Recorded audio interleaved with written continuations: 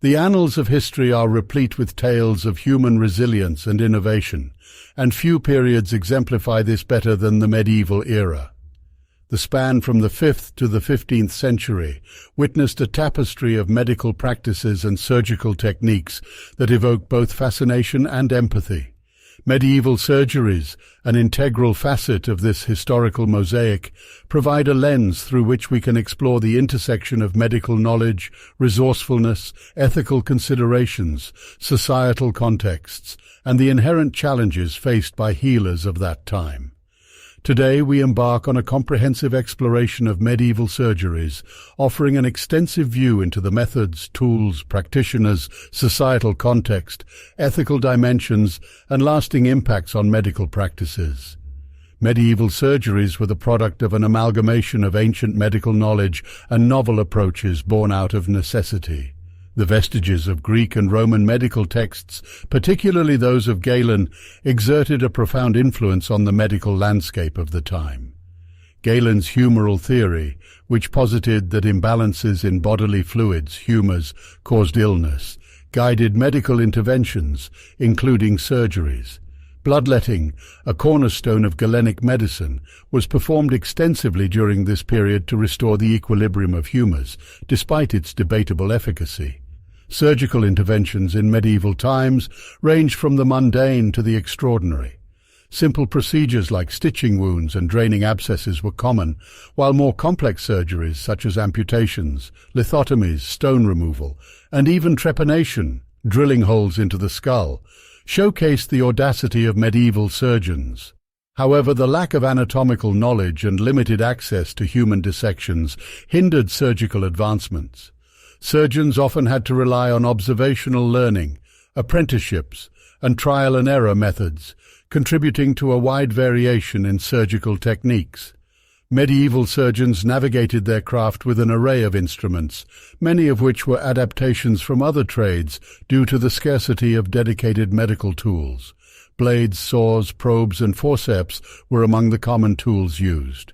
For instance, amputation saws resembled woodworking saws, while probing instruments were reminiscent of implements used by blacksmiths.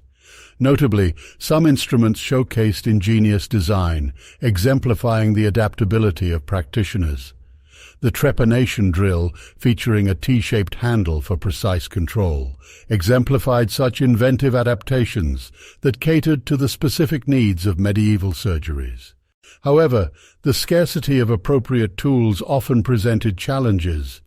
The unavailability of sterilization methods, a concept yet to be comprehended, meant that reused instruments carried a high risk of infection. This underscores the courage and determination of both surgeons and patients to proceed with procedures despite the impending dangers. Medieval surgical practitioners constituted a heterogeneous group, reflecting the societal diversity of the time. Barber surgeons, often of lower social standing, performed routine surgeries, bloodletting, and basic medical procedures. Their craft extended beyond surgery to encompass tasks like tooth extraction, enemas, and even haircutting. On the other end of the spectrum were educated physicians, who often hailed from more privileged backgrounds and received formal medical education. The training of medieval surgeons was rooted in the apprenticeship model, whereby novices learned from experienced practitioners.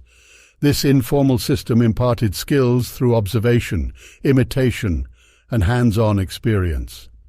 Consequently, the lack of standardized medical education led to variations in surgical practices, and the transmission of knowledge was often dependent on individual mentors.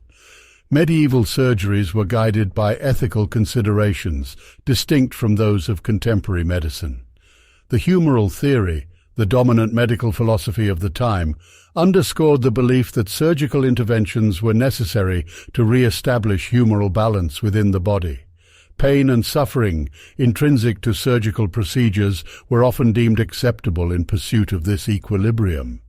Ethical frameworks prioritized the restoration of health over minimizing patient discomfort. Pain management during surgeries was rudimentary. Patients were subjected to agonizing procedures without the benefit of modern anesthesia. Some attempts at pain relief included the administration of herbal concoctions or alcohol-based solutions, but these methods provided only limited respite. The tolerance for pain and the willingness to endure discomfort underscore the stark contrast between medieval and contemporary surgical experiences. Infection loomed as a formidable threat in medieval surgeries, exacerbated by the absence of understanding regarding germ theory and inadequate sanitation practices. Surgical tools, frequently reused without proper sterilization, contributed to the spread of infections. Despite the inherent risks, medieval surgeons implemented post-operative care strategies that combined empirical knowledge with herbal remedies. Poultices, ointments, and salves were applied to wounds in an attempt to aid the body's innate healing processes. The scarcity of accurate anatomical knowledge and sterile techniques made infection an omnipresent peril. Healing after surgery was not only contingent on the patient's constitution, but also on the effectiveness of aftercare methods. The lack of scientific understanding underscores the bravery of both patients and practitioners in the face of overwhelming odds.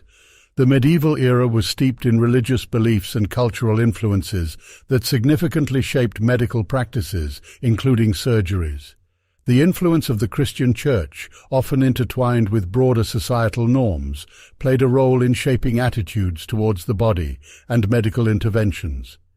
Trepanation, for instance, was occasionally carried out as a treatment for ailments believed to be caused by demonic possession. Medieval surgeries stand as a testament to the indomitable spirit of human ingenuity, even when faced with limited knowledge, resources, and challenging circumstances.